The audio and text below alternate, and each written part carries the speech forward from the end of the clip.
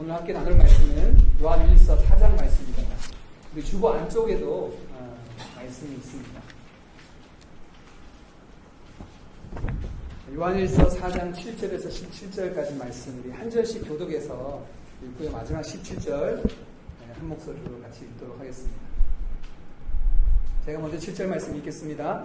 사랑하는 자들아, 우리가 서로 사랑하자. 사랑은 하나님께 속한 것이니 사랑하는 자마다 하나님으로부터 나서 하나님을 알고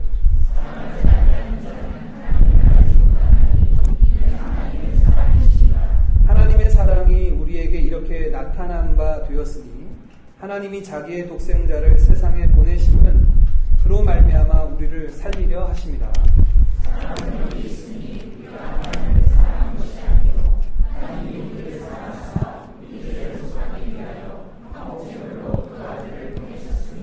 사랑하는 자들아, 하나님이 이같이 우리를 사랑하셨은즉 우리도 서로 사랑하는 것이 마땅하도다.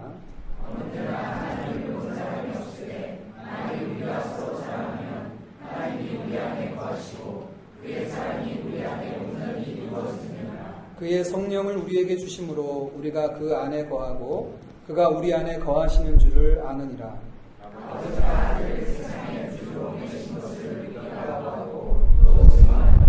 누구든지 예수를 하나님의 아들이라 시인하면 하나님이 그의 안에 거하시고 그도 하나님 안에 거하느니라.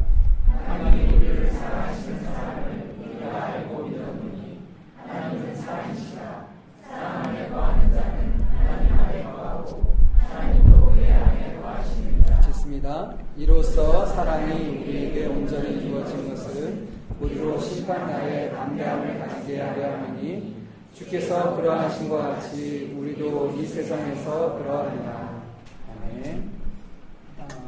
오늘 우리가 첫 예배를 드리며 이제 싱가포르 드림교회라는 이름으로 첫 발을 내딛게 되는데, 하나님, 우리 드림교회가 이 땅에 존재할 이유가 무엇입니까?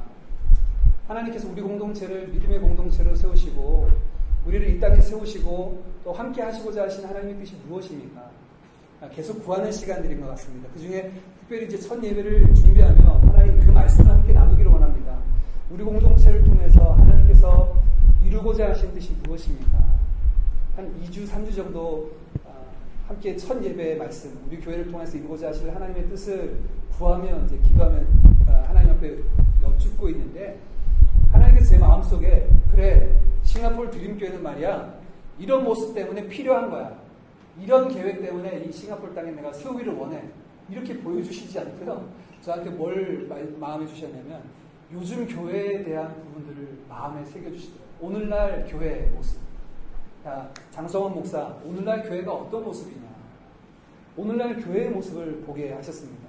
제가 왜 하나님 우리 교회에 대한 비전, 우리 교회가 가기를 원하는 내용들을 주시면 좋겠는데 교회의 여러 가지 모습을 생각하게 하시는 이유가 무엇인가요? 제가 하나님 앞에 여쭙더니 마음속에 하나님께 주신 말씀이 교회가, 싱가포르 드림교회가 다른 곳에 공중에 세워진 것이 아니고요. 오늘 지금 이 시간 이 땅에 세워진 것은 지금 오늘날 세워진 이 교회들 오늘 상황과 무관하지 않다는 겁니다. 그래서 하나님 앞에 기도하며 이제 함께 묵상한 말씀, 오늘 본문 말씀인데요.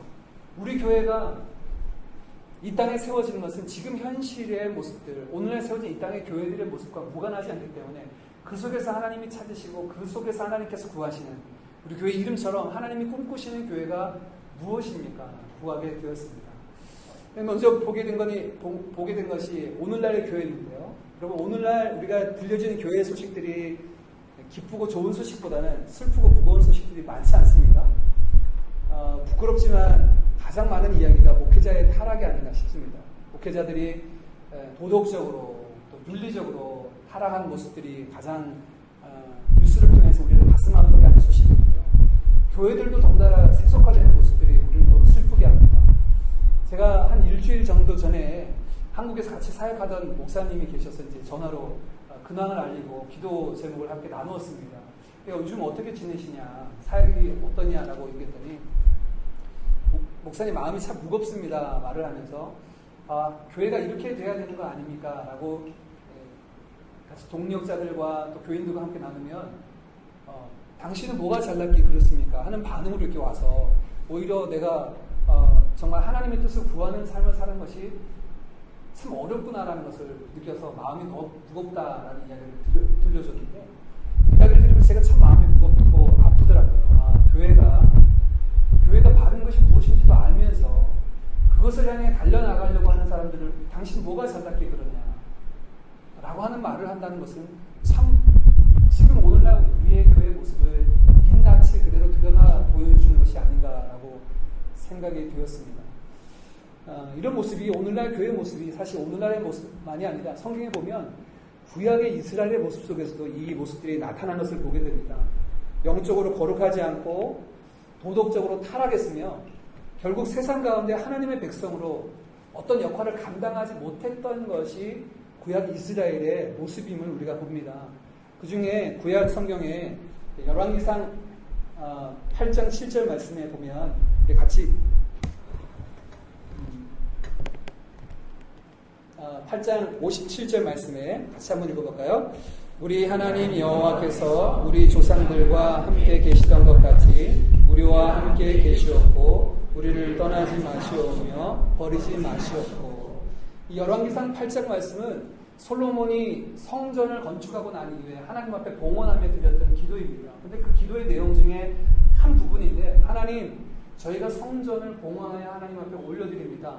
하나님께서 우리 가운데 좌정하셔서 우리를 떠나지 마시고 우리를 버리지 마시고 우리와 함께 하시기를 원합니다 라고 구하는 솔로몬의 기도의 내용입니다. 그런데 사실 구약의 이스라엘 모습이나 오늘 제가 하나님께서 보게 하신 오늘날 교회의 모습 가운데 가장 아픈 부분은 교회의 어떤 민낯의 모습이 아니라 그 속에서 느껴지는 것은 교회가 하나님의 공동체로 하나님을 담아내야 되는, 하나님께서 그 가운데 머물러 계셔야 되는데 하나님이 느껴지지 않아요.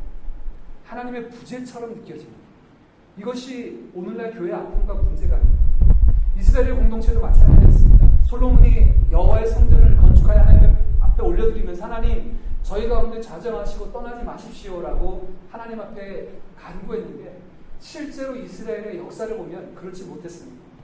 그들이 하나님을 왕으로 모시지 않고 하나님을 떠나 살 때 하나님 역시 그들의 삶 가운데서 부재하신 모습을 보게 됩니다. 하나님의 부재의 역사로 이스라엘 백성들은 법궤를 빼앗기기도 하였고, 이스라엘 백성들은 여호와 이름이 이곳에 머물겠다라고 하신 건축한 그 성전이 바벨론의 손에 의해서 무너지기도 하였습니다. 그런데 이스라엘 백성들은 착각하고 있습니다. 하나님의 법궤가, 임재의 상징인 법궤가 우리 가운데 있기 때문에 하나님 우리 가운데 계신다라고 생각합니다. 하나님의 이름을 두겠다고 만들어 놓으신 이 성전에서 우리가 제사를 드리고 있기 때문에 하나님이 우리와 함께 하신다고 생각합니다. 그런데 실제로는 하나님의 말씀은 난 너희들하고 함께 하지 않는다는 말씀이었습니다. 법궤가 빼앗겨집니다. 블레셋에 빼앗겨집니다. 성전이 바벨론에 무너집니다. 하나님의 백성이 하나님을 왕으로 모시지 않을 때 그들 가운데 돌아오는 것은 하나님의 부재였습니다. 오늘날 한국교회와 여러 교회의 모습을 보면서 교회의 민낯이 하나님의 부재로 인한 어려움이라면, 오늘 첫 예배로 시작한 우리 드림교회가 경험하고 구해야 될 부분이 있다면 하나님 우리 믿음의 공동체 가운데 하나님의 임재를 경험하는 공동체이기를 원합니다. 단지 우리의 어떤 모임으로만 그치지 않고 우리 가운데 하나님께서 좌정하시고 머무시고 함께 하시는 하나님의 임재를 경험하는 공동체이기를 원합니다가 오늘날의 교회를 바라보게 하신 결론이었습니다. 그러면서 드는 생각이, 그러면 하나님의 임재를 경험하는 공동체는 어떤 공동체일까? 오늘날 우리가 많은 문제를, 어려움을 경험하는 교회들이 하나님의 부재의 결과라고 본다면, 그러면 하나님이 임재하시는 공동체는 어떤 모습일까? 오늘 말씀 속에서 그 답을 찾습니다. 요한일서 말씀 4장 12절 말씀을 같이 읽어봅니다. 시작. 어느 때나 하나님을 응사하는 하나님이 우리 안에 거하시고 그의 사랑이 우리 안에 온전히 이루어집니다. 아무도 어느 때나 하나님을 본 사람이 없지만 우리가 서로 사랑하면 하나님이 우리 가운데 임재하시고 거하시고 그의 사랑이 온전히 우리한테 이루어진다라고 말씀합니다. 하나님의 임재의 공동체의 특징, 사랑이다라고 말씀하고 있습니다. 사랑의 공동체. 우리가 서로 사랑하고 하나님의 사랑을 경험하고 그 사랑을 실천하는 공동체, 그 사랑으로 진리 가운데 서 있을 때 그것이 하나님의 임재를 경험하는 공동체라고 성경은 말씀하고 있습니다. 저한테 오래된 숙제가 하나 있었습니다. 그게 뭐냐면 저는 예수님이 너무 좋았습니다. 그리고 신학교 시절을 지나면서 말씀을 볼 때 십자가 복음이 너무 선명하고 좋고, 야, 이것이 참 내가 평생 붙들고 평생 자랑해야 될 예수님이고 평생 의지할 예수님이구나 라고 제가 그렇게 생각하고 붙잡고 이 진리를 고수하고 이 진리를 지켜야 되겠다 달려왔는데, 점점 달려오면서 저한테 하나의 그 의문점이 생겨나기 시작했습니다. 제가 진리를 지키려고 하면 할수록 저한테 안 좋은 모습이 나타나기 시작하는데, 내가 진리를 지켜야 된다는 생각 때문에 자꾸 이거는 진리가 아닌 거니까 조심해야 돼, 이건 버려야 돼, 자꾸 제가 분별하게 됩니다.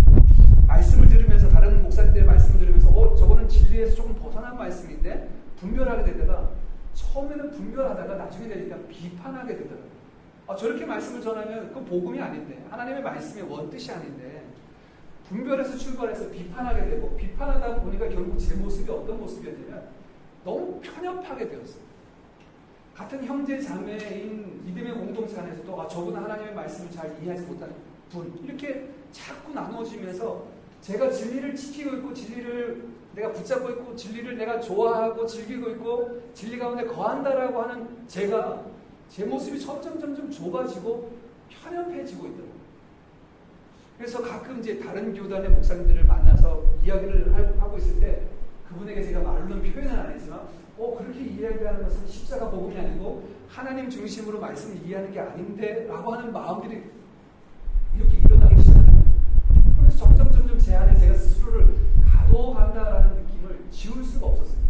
그래서 하나님 앞에, 하나님, 제가 붙잡고 있고 저에게 하나님께 주신 이 진리가 분명한 사실인데 왜 시간이 지나면 지날수록 제가 편협해질까요?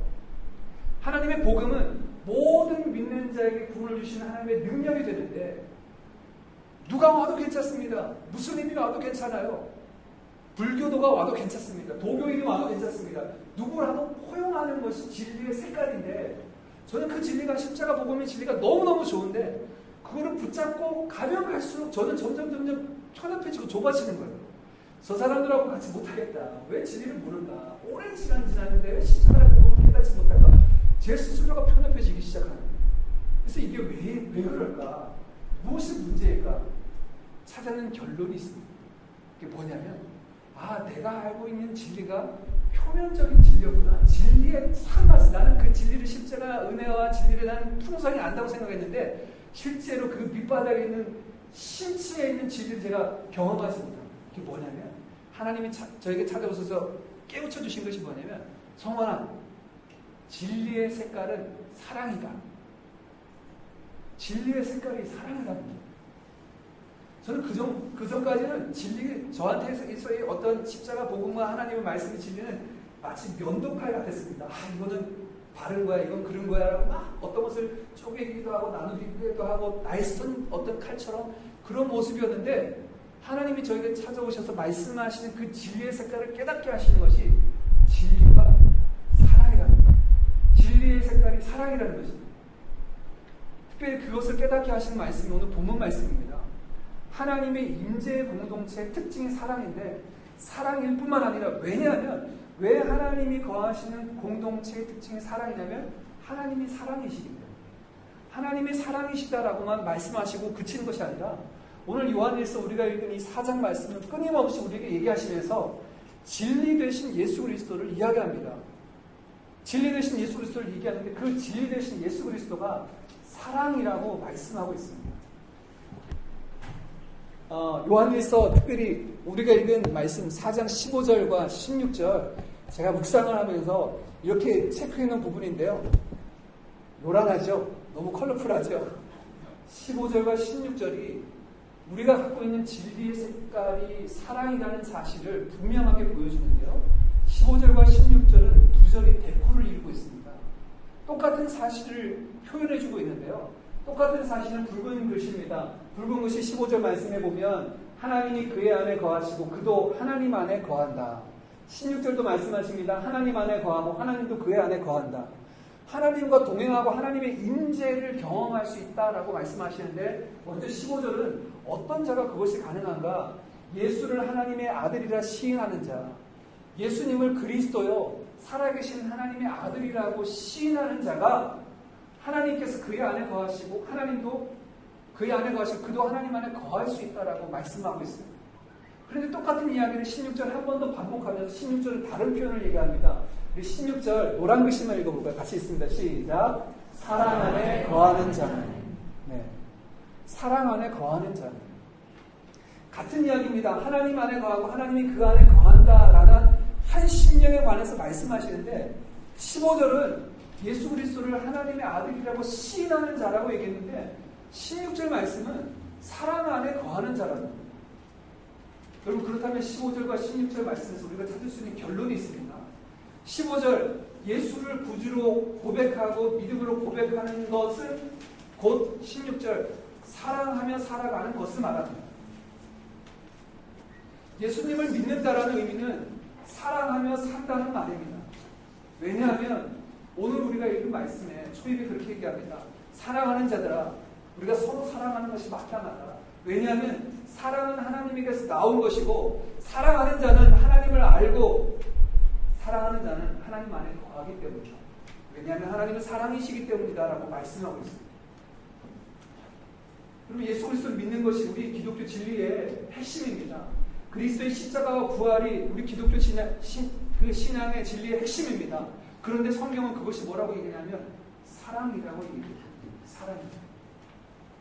그래서 성경은 요한일서는 앞부분에 또 한 번 더 그것을 말씀합니다. 요한일서 4장 9절과 10절 우리 역시 한번 같이 읽어볼까요? 같이 있습니다. 하나님의 사랑이 우리에게 이렇게 나타난 바 되었으니 하나님이 자기의 독생자를 세상에 보내심은 그로 말미암아 우리를 살리려 하십니다.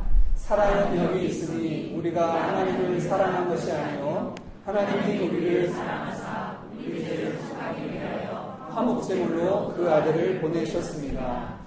하나님의 사랑이 우리에게 이렇게 나타난 바 되었다. 예수님이 이렇게 나타났다고 하지 않고 하나님의 사랑이 이렇게 나타나게 되었다라고 말씀하시며 하나님께서 우리를 구원하시기 위해서 생명 주시기 위해서 친히 당신의 유일한 아들 독생자 예수 그리스도를 화목제물로 내어주셨다라고 말씀합니다. 예수님의 십자가가 하나님의 사랑이라고 말씀합니다. 로마서 5장 8절 말씀에도 분명히 말씀합니다. 십자가가 하나님의 사랑의 확실한 증거이다라고 말씀을 하고 있습니다. 제가 그토록 붙잡기를 원했고 제가 그토록 지키기를 원했고 제가 그토록 전하기를 원했던 십자가 복음이 결국 성경은 사랑이라고 말하고 있습니다. 그렇다면 여러분 오늘 이 땅 가운데 세워지는 우리 드림교회 하나님의 임재, 사랑이신 하나님께서 우리 교회 가운데 거하시고 이 교회를 하나님의 임재 공동체로 경험하게 하는 세상 가운데 내어놓으시는 그 하나님의 특징이 있다면 사랑입니다. 사랑. 그럼 진리가 사랑이 빠진 진리는 아주 무서운 도구가 됩니다. 흉기가 됩니다. 한국에는 여러 가지 아픔이 오늘날 존재합니다. 사회적으로 많은 아픔이 있습니다. 아직까지 2년이 지났지만 해결되지 않은 세월호 사건의 모습이 있습니다. 어려운 시절 때문에 찾아오는 많은 어려움들 가운데 비정규직의 문제들도 여전히 사회의 큰 어려움과 아픔으로 자리 잡고 있습니다. 우리가 기독교에서 바라보는 시각 속에서 동성연애, 동성결혼에 대한 문제도 여전히 남아있고요. 또 ISIS의 준동으로 이슬람에 대한 혐오주의가 일어나서 그냥 아무 이유 없이 이슬람에 대해서 적대시하는 이런 감정들도 일어나는 것이 오늘 한국 내에 있는 많은 어려움과 모습입니다. 이런 사태들을 바라보면서 교회들이 제가 그 사실에 대해서 목소리를 내기 시작합니다. 어떤 부분은 교회가 말하고 있는 부분들이 옳습니다. 특히 동성연애와 동성결혼을 향해서 얘기하면서 교회가 말하기를 그건 범죄다. 그래서 잘못된 것이다. 맞습니다. 성경이 그렇게 말씀합니다. 세상을 하나님께서 지으셨을 때는 남자와 여자로 지으시고 창세기 2장 말씀에 남자가 그 부모를 떠나 아내와 연합하여 한 몸을 이루려 하시는 것이 하나님의 명백한 계획이고 창조의 원리이고 원칙입니다. 그것을 떠나는 것이 범죄이지요. 그런데 여러분 그렇게 지금 외치고 한국교회가 외치고 있는데 세상의 한국교회 이야기에 그것이 맞습니다. 옳습니다. 지금 환영하고 그 이야기에 동조합니까? 그렇지 않죠. 여러 가지 이유가 있겠지만 오늘 말씀에 비추어서 우리가 생각한다면 문제는 여러분, 옳은 것을 옳다라고 얘기하는 것이 진리를 지키는 것이 아니라는 겁니다. 진리를 이것이 바람직하고 이것이 옳습니다라고 얘기하는 것으로 그치는 건 기독교 진리가 아니라는 겁니다.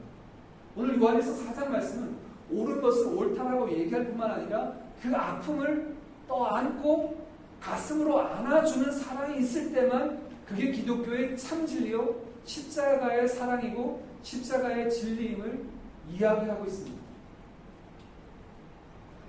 진리가 옳은 건 옳다, 그른 건 그르다라고 얘기하는 것만이 진리라고 생각한다면, 성경의 진리라고 생각한다면, 여러분 그 진리 앞에 우리가 온전하게 설 수 있는 사람이 누가 있습니까?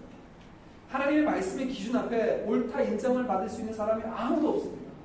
우리 각자가 우리가 비방하고 있는 동성연애자나 아니면 어떤 누구더라도 그들뿐만 아니라 우리조차도 하나님 앞에 섰을 때 할 수 없는 죄인임을 우리가 깨닫고 느끼게 됩니다. 잘못은 잘못됐다라고 지적하는 것이 진리가 아니라 그 잘못된 부분들을 떠안을 수 있는 것이 기독교 진리입니다. 주님께서 그렇게 하셨다. 요한일서 4장 9절 10절 하나님의 사랑이 우리 가운데 나타났는데, 그 진리가 우리 가운데 십자가 진리가 나타났는데, 그 진리는 야 너희들 죄인이니까 너희들 영원한 형벌 가운데 떨어져야 돼 라고 말씀하시지 않고, 내가 져야 돼, 우리가 져야 돼, 그 형벌을 당신의 아들로 화목제물 삼으셔서 그에게 대신 담당케 하셨다. 이게 십자가의 진리, 사랑으로 옷 입은 진리의 모습입니다. 진리의 색깔이 사랑일 수밖에 없는 이유가, 십자가 진리의 색깔이 사랑일 수밖에 없는 이유가 여기에 있습니다. 오늘 우리가 이 땅에 새로운 교회를 시작하면서 진리 가운데 머물기를 원합니다. 그 진리 대신 예수님 안에 풍성히 경험하기를 원합니다. 그런데 문제는 이것이 옳은 거야라고 옳은 것만 찾다 보면, 여러분 제가 모두에 설명드린 것처럼 저와 같은 오류에 빠지게 됩니다. 저 사람 저것 때문에 틀렸어, 저 사람 저것 때문에 모자라, 자꾸 끊어내게 됩니다. 결국 자기 자신이 너무 편협한 이기주의에 아주 폭좁은 이해를 가지고 살아가게 됩니다. 여러분 옳은 걸 옳다라고만 이야기하는 것이 기독교 십자가의 진리가 아니라 그 속에서 연약한 자를 안아주는 것까지가 십자가의 진리입니다. 세월호 사건을 바라보며 제가 정치적으로 얘기하는 것이 아니라, 그럼 200명이 넘는 아이들을 순식간에 있는 부모들의 그 헐어진 마음들을 안아줄 수 있는 사랑으로, 사랑이 기반된 것이, 그들을 품어줄 수 있는 것이 진리인 겁니다. 옳다 그르다를 시시비비를 가리는 것만이 진리가 아니라 슬픔을 당한 자의 눈물을 닦아줄 수 있고 그들의 그 헐어진 가슴을 함께 안아줄 수 있는 것이 십자가의 진리입니다. 십자가의 사랑으로 다가오신 하나님의 모습, 바로 그것입니다. 오늘 하나님께서 사랑하는 공동체 가운데 내가 너희들 가운데 임하겠다. 아무 때도 하나님을 본 사람이 없지만 너희가 서로 사랑하면 하나님이 우리 가운데 거하시고 하나님의 사랑이 온전히 우리 가운데 거하신다고 말씀하셨는데, 그 이유가 여기에 있습니다. 하나님의 진리가 사랑이기 때문에.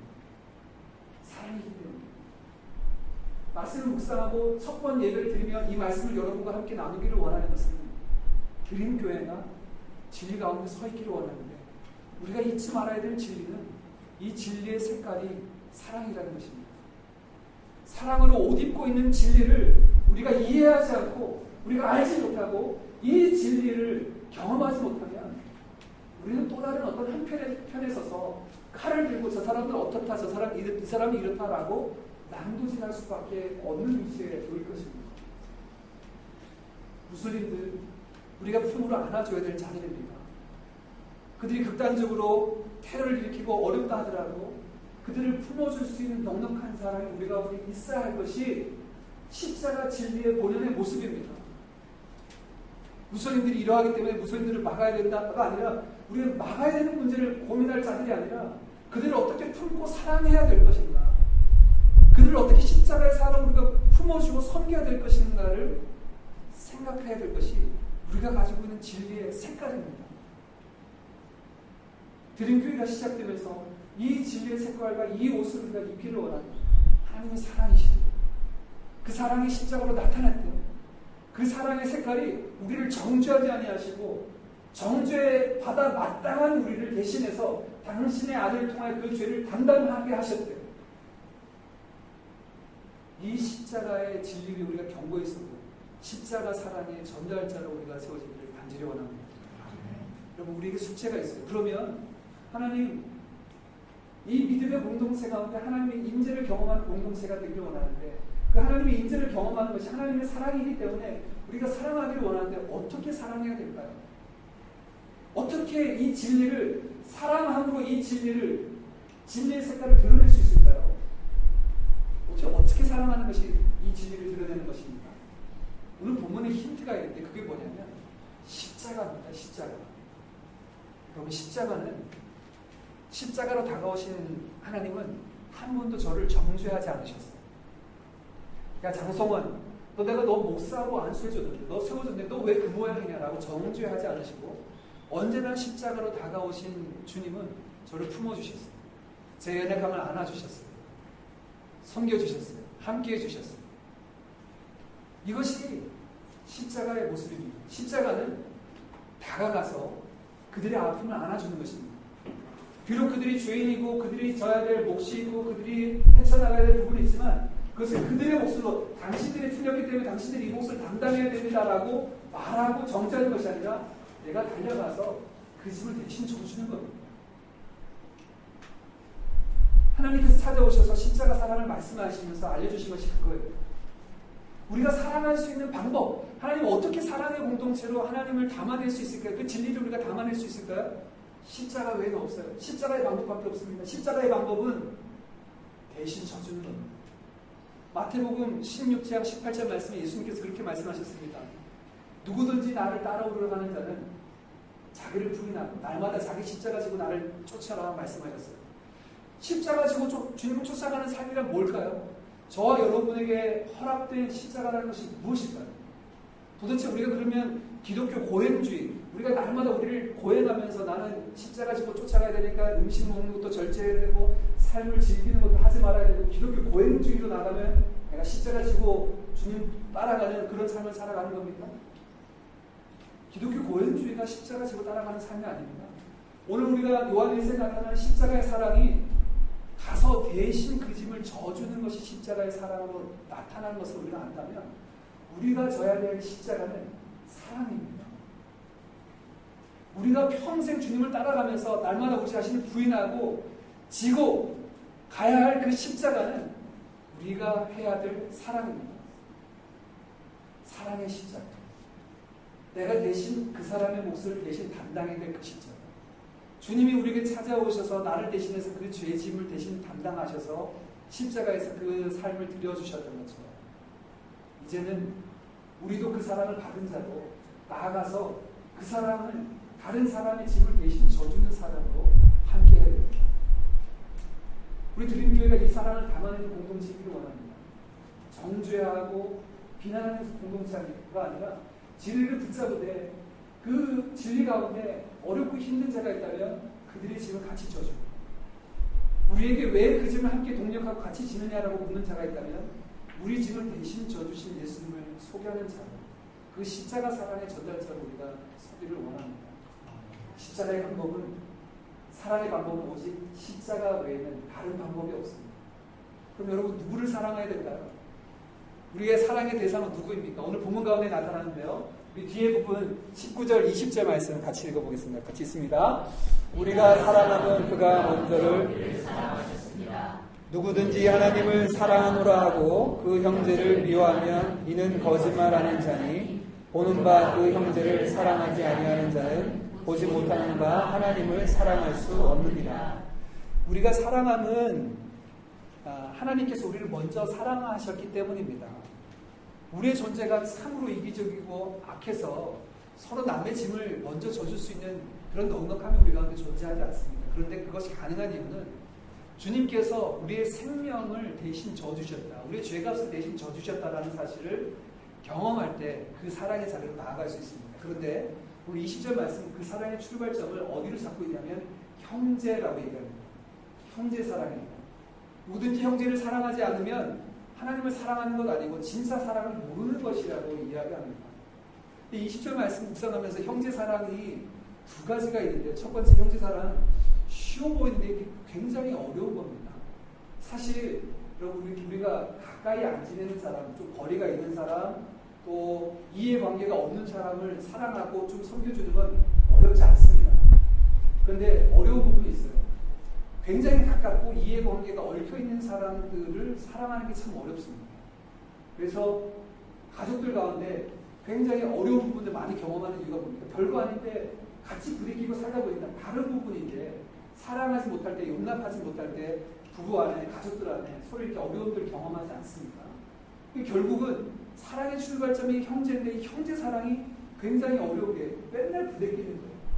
그리고 함께 이해관계가 얽혀있고 함께 그 삶을 해야 되는데 그러다 보니까 이것이 너무 어려워요. 제가 1998년부터 교회 사역을 교육전도서를 시작해서 지금까지 이제 쭉 이어왔는데요. 횟수로는 18년 정도 됐습니다. 18년 됐는데 제가 이렇게 교회를 사역하면서 보니까 참 희한한 게 교회 안에 좀 약간 원수지간 같은 분들이 많이 계신 것 같아요. 사역하는 교회마다 가보면 굉장히 사이가 안 좋은 분들이 계세요. 성도들 간에. 이 교회 가도 계시고 저 교회 가도. 왜 그럴까? 가만히 보면 특별히 뭐 원수지간이 될 만한 일이 없어요. 그분에게 뭔가 손해를 끼쳤거나 그런 것이 사이가 나쁠 일이 없는데 이상하게 관계가 별로 안 좋은 분들이 왕왕 교회 가운데 계시더라고요. 아니 주님 안에서 한 형제 자매인데 별로 이게 어렵거나 아니면 질시하고 반복할 일이 없는데 왜 우리가 이렇게 자꾸 별로 이렇게 관계가 좋지 않을까? 왜냐하면 형제 사랑이 쉽지 않기 때문에. 그래서 제가 이게 형제 사랑이 출발점이다라고 말씀을 하시는데 이 말씀을 묵상하면서 굉장히 어려운데 한 달에 한 번 가서 섬기는, 한 달에 두 번 가서 섬기는 그분들 가서 섬기는 거 1시간, 2시간 섬기고 사람으로 막 섬기는 건 괜찮은데 밤낮 같이 하는 거. 그래서 제가 최근에 이렇게 들어봤더니 우리 자매님들은 남편들이 집에 오래 계시는 건 굉장히 힘들어하더라고요. 좀 출근해 주셨으면 좋겠다. 아니 그렇게 사랑하는 관계인데 가족인데 집에서 그냥 같이 있으면 좋지 않을까. 근데 힘들어하더라고요. 여러 가지 이유가 있겠죠. 꼭 맞는 매치되는 이야기는 아니겠지만 함께하는 분들이 사랑하는 것이 참 어렵습니다. 그래서 형제 사랑하는 자가 존재한다면 그 사람은 사랑할 수 있는 십자가 사랑의 삶을 이해하는 자가 눈에 보이는 형제를 사랑하지 않고 눈에 보이지 않는 하나님을 사랑할 수 없다는 말씀이 무슨 말씀인지를 깨닫게 됩니다. 두 번째 형제 사랑의 위험성이 있습니다. 함정이 있는데 그게 뭐냐면 형제만 사랑하는 것이 문제입니다. 형제 사랑이라 하다 보니까 막 가까이 있는 사람들 막 사랑합니다. 교회 안에 내 마음이 많은 사람들, 나와 성향이 같은 사람들 같이 만나고 교제하고 사랑합니다. 근데 형제만 사랑하지 내가 보기 형제가 아닌 사람은 나와 다른 이질적인 사람은 형제가 아니니까 조금 거리를 둬야 됩니다. 형제다라고 하면 굉장히 사랑하기 편한데 여기 선교제도 가서도 마찬가지입니다. 예수 믿는다고 하면 갑자기 마음이 확 열립니다. 나도 예수 믿는데 우리 같은 형제 자매군요. 마음이 열리고 선교지에 가서 우리가 물질을 드리고 시간을 드리고 열정을 드리고 몸을 드려도 아깝지 않아요. 주님 안에서 형제입니다. 그런데 무슬림을 사랑해야 된다. 우리가 싱가포르 가운데 있는 수많은 불교인과 도교인을 사랑해야 된다. 인디언들을, 힌두 사람들을 사랑해야 된다. 라고 하면 그러면 이제 좀 문제가 되죠. 어려워지죠. 숙제가 되죠. 왜냐하면 형제 사랑이 점점 형제만 사랑하는 것으로 고착화되면 이게 어려움입니다. 오늘 성경은 형제 사랑이 출발점이라고 얘기해요. 형제 사랑할 수 있으면 이제 십자가 사랑에 실천할 수 있는 충분한 여건을 가졌습니다. 그러면 출발하십시오. 출발하시되 주님이 말씀하신 것처럼 원수를 사랑하고 핍박하는 자를 위해서 기도할 수 있도록 우리가 사랑으로 섬겨야 될 수많은 열방의 사람들을 품고 사랑할 수 있도록 나아가야 합니다. 이것이 사랑의 대상입니다. 첫 예배 통해서 함께 하나님께서 저에게 주신 이 말씀들 함께 여러분과 나누면서 하나님 우리 드림교회가 사랑으로 옷 입은 이 진리의 색깔이 사랑이라는 것을 확실히 경험하고 그로 말미암아 하나님이 우리 공동체 가운데 임재하고 계시는구나라는 것을 경험하고 우리만 경험할 뿐 아니라 주위에 있는 수많은 자들이 우리를 통하여 하나님이 사랑이시구나 이게 진리구나라는 것을 알 수 있기를 원합니다. 그 십자가의 삶을 우리가 살아내기를 원합니다. 십자가의 사랑 우리가 잊지 않았으면 좋겠습니다. 마지막으로 여러분 이 십자가의 사랑이 가능한 것 하나가 있습니다. 그것은 하나님의 사랑에서 이 사랑이 출발합니다. 우리 마지막 성경 구절 10절 말씀 같이 읽어볼까요? 같이 있습니다. 사랑은 여기 있으니 우리가 하나님을 사랑한 것이 아니요 하나님은 우리를 사랑하사 우리 죄를 속하기 위하여 한 목숨으로 그 아들을 보내셨습니다. 지금까지 우리가 지금 이렇게 말씀 나눴지만 이제 예배당 문을 나서서 그래 내가 사랑으로 옷 입은 이 진리를 가지고 살아야지 하고 나가지만 여러분 분명히 현실에 부딪히게 될 겁니다. 사랑하기보다 미워하는 내 마음의 어떤 그 부분들을 막 만나게 될 겁니다. 그럼 또 고민이 될 겁니다. 이거 어떻게 해야 되는가 어떻게 해야 되는가. 근데 열쇠가 여기에 있어요. 사랑은 우리에게서 출발하는 것이 아니라 하나님에게서 출발하는 것입니다. 우리는 하나님에게 사랑의 충전을 받아야지만 사랑할 수 있는 자입니다. 그래서 여러분 우리가 붙잡고 있는 이 십자가의 진리가 사랑인데 이 사랑을 전하며 이 십자가 복음을 증거하며 살아갈 때 하나님 내가 사랑할 수 없네요 라고 여러분 자신이 발견되어지는 그때 사랑하기보다 미워하는 나 자신을 발견하게 될 그때 찾아가야 될 곳이 있습니까? 거기가 십자가입니다. 나를 먼저 사랑하신 그 십자가에 가셔서 하나님이 여러분을 어떻게 사랑하시는지 다시 경험하시고 다시 그 사랑으로 부여받아야 됩니다. 그 사랑으로 넘는 우리 가운데 사랑이 그 십자가의 사랑이 부어질 때 우리가 다시 그 사랑할 수 있게 될 줄 믿습니다. 우리 드림교회가 이 하나님의 임재를 경험하는 십자가 진리 안에 사랑을 담아낼 수 있는 귀한 공동체로 세워지기를 간절히 원합니다. 함께 지체된 자들은 이런 진리의 복음 가운데 세워질 수 있도록 우리가 힘쓰고 또 함께 여러분 축복하며 동일한 하나님의 교회를 세워지기를 원하는 여러분도 이 사랑의 진리 가운데 거하는 모두가 되기를 원합니다.